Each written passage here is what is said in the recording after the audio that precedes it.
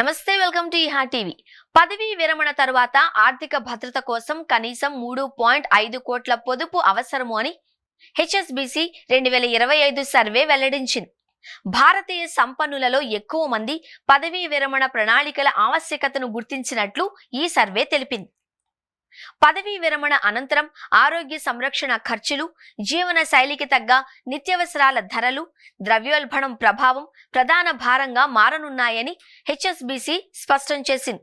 ఈ నేపథ్యంలో పదవీ విరమణ సమయానికి కనీసం 3.5 కోట్ల నిధి ఉండాలి అని సూచించింది. ఈ లక్ష్యాన్ని చేరుకోవడానికి సంపన్నులు తమ పెట్టుబడులను వైవిధ్యపరచాలి అని హెచ్ఎస్బిసి నిపుణులు సూచిస్తున్నారు. ముఖ్యంగా ఈక్విటీలు, రియల్ ఎస్టేట్, బంగారం వంటి ఆస్తులలో పెట్టుబడి పెట్టడం ద్వారా భవిష్యత్తులో లాభాలు అందుకోవచ్చు అని, ఇది ఆర్థిక భద్రతను పెంపొందించగలదు అని పేర్కొన్నారు.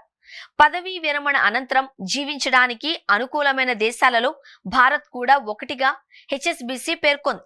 తక్కువ జీవన వ్యయం, మెరుగైన ఆరోగ్య సంరక్షణ సేవలు, కుటుంబ మద్దతు వంటి అంశాలు భారత్ను శ్రేష్టమైన గమ్యస్థానంలో నిలబెట్టాలి అని నివేదిక వెల్లడించింది. ఈ సర్వే ఫలితాల నేపథ్యంలో హెచ్ఎస్బిసి కొన్ని ముఖ్యమైన సూచనలు చేసింది. చిన్నప్పటి నుంచే పొదుపు పథకాలపై దృష్టి పెట్టాలి.